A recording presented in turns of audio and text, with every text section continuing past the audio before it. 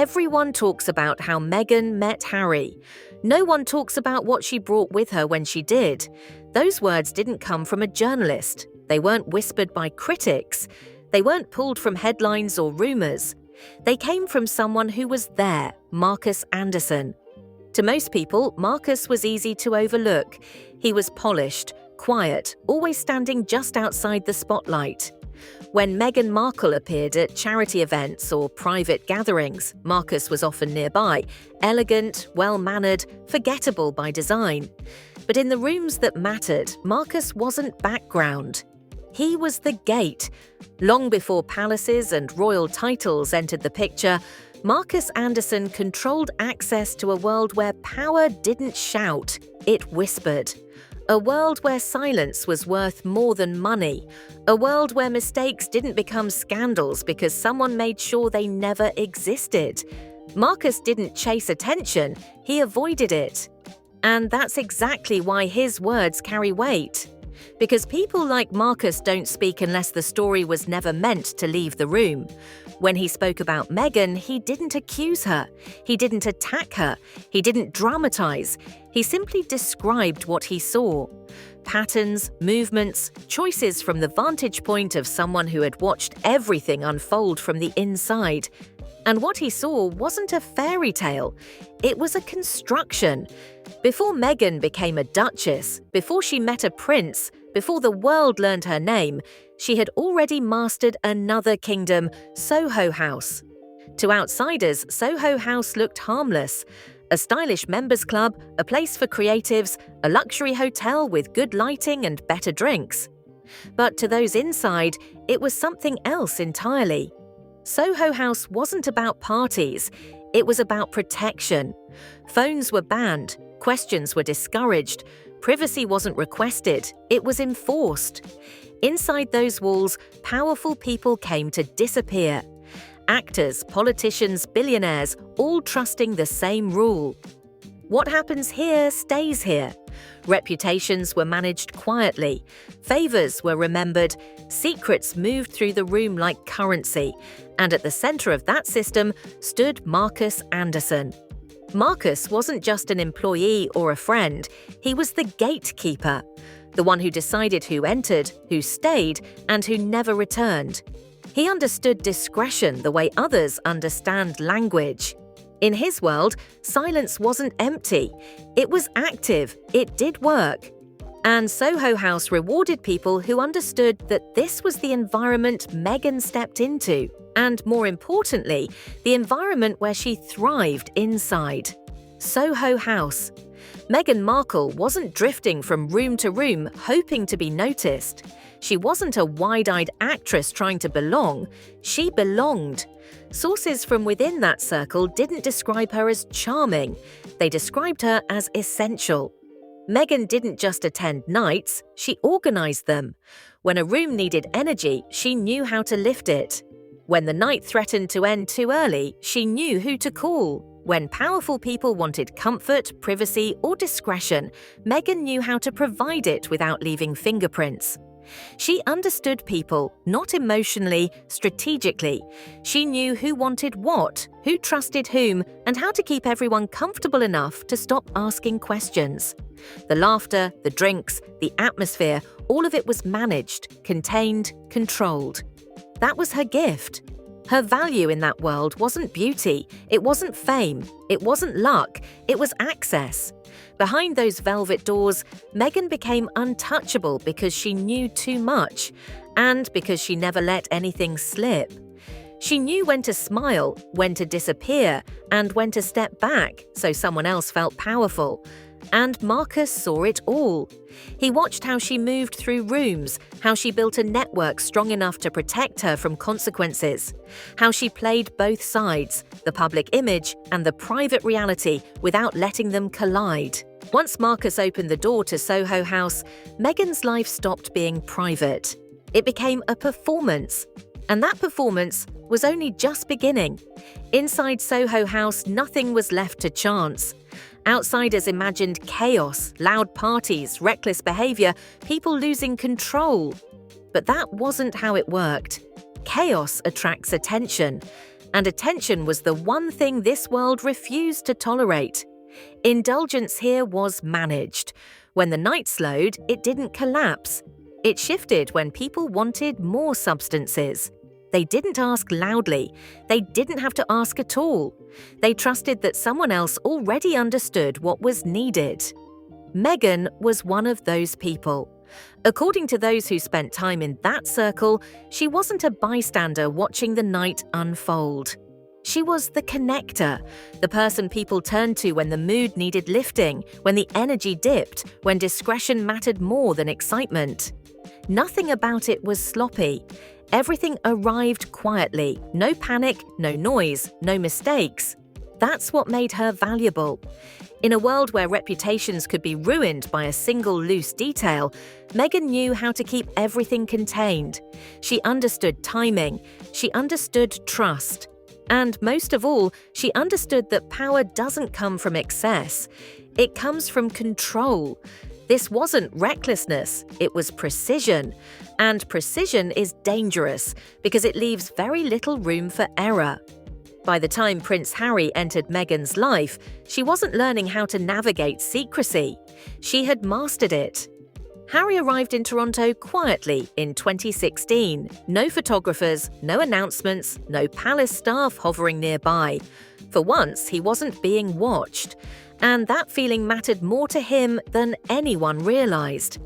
Harry had grown up surrounded by cameras, rules, and expectations.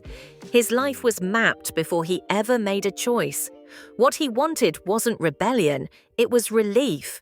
And that's exactly what Meghan offered.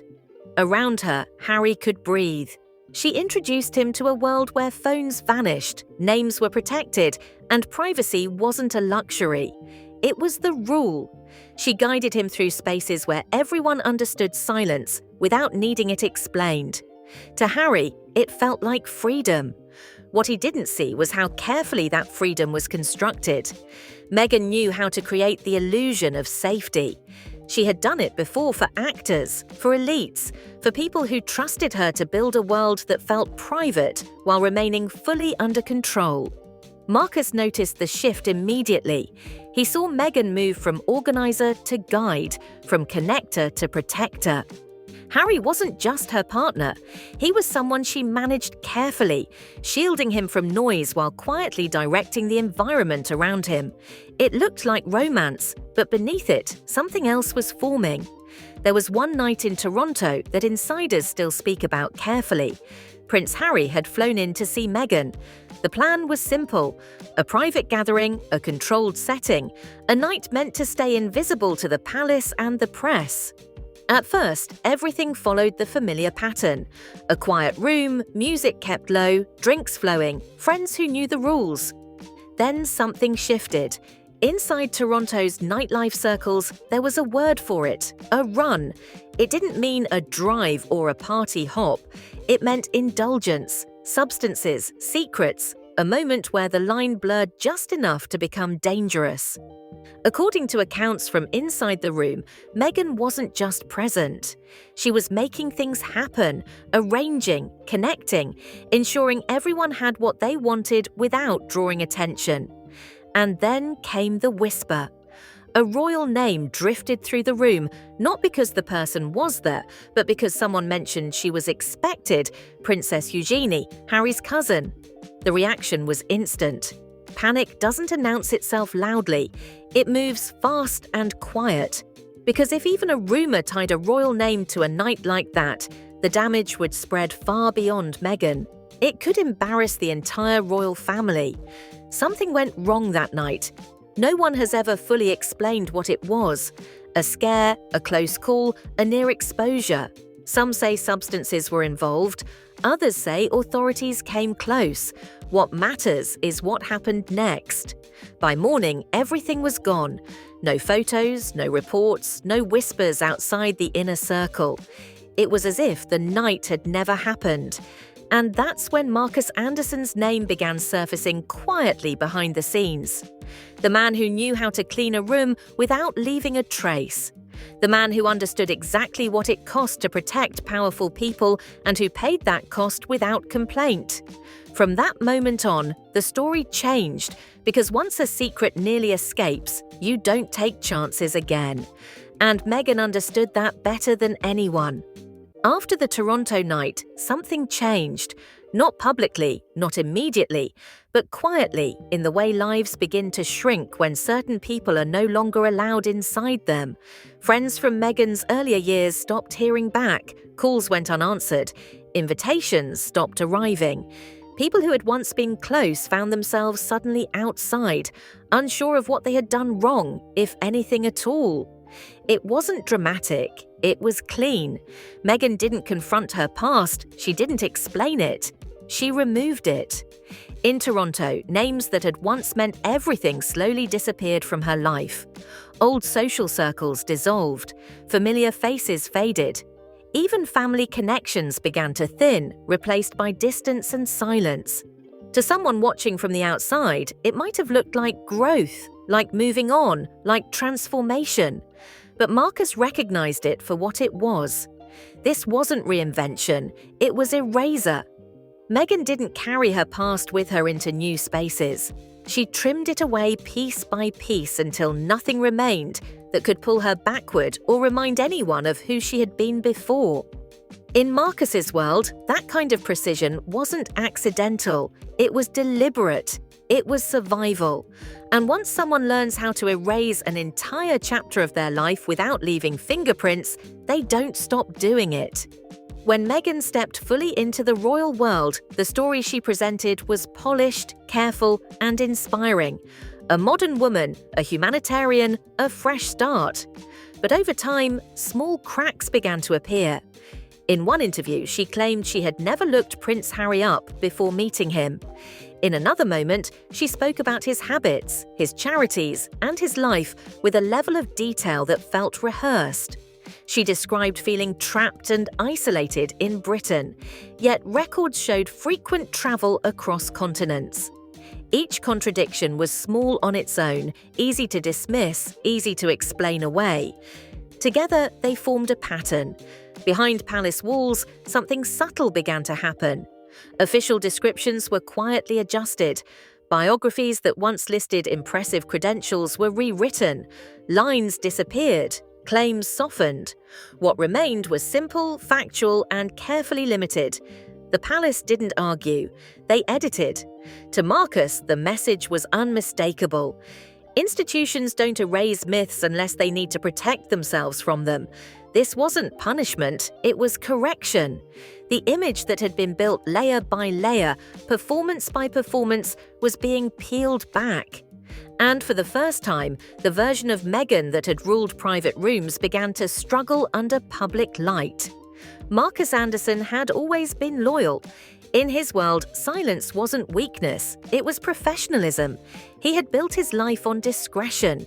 He had protected people who trusted him, and he had never needed to explain himself. But silence carries weight. Over time, that weight grows heavier, especially when you've watched someone plan, erase, and rebuild themselves again and again. Markus had seen every version of Meghan, the ambitious actress, the Toronto insider, the woman who mastered access, the Duchess standing before the world. He had watched her organize. He had watched her disappear people from her life. He had watched her rewrite her story as easily as others change clothes. And when he finally spoke, he didn't do it with anger. He didn't accuse her of crimes. He didn't destroy her reputation. He described the blueprint. He spoke about calculation, about timing, about preparation, about doors studied long before they were opened, about a woman who never stumbled by accident because every move had already been planned. Markus understood something most people never see. That power doesn't need to announce itself, it only needs to remain unchallenged. And that understanding is what made his words impossible to ignore. Markus once described Meghan as a woman who always knew where the exit was. Before she entered a room, she studied it. Before she trusted someone, she measured them. Before she stepped into a new world, she had already mapped her escape. That's what made her different. Not her charm, not her beauty, not even her ambition. It was her precision. She knew what to reveal and what to hide. She knew when to smile and when to disappear. She could make people feel safe, special, chosen, while quietly controlling everything around them. To Prince Harry, she offered freedom. To elites, she offered discretion. To institutions, she offered a version of herself they could accept.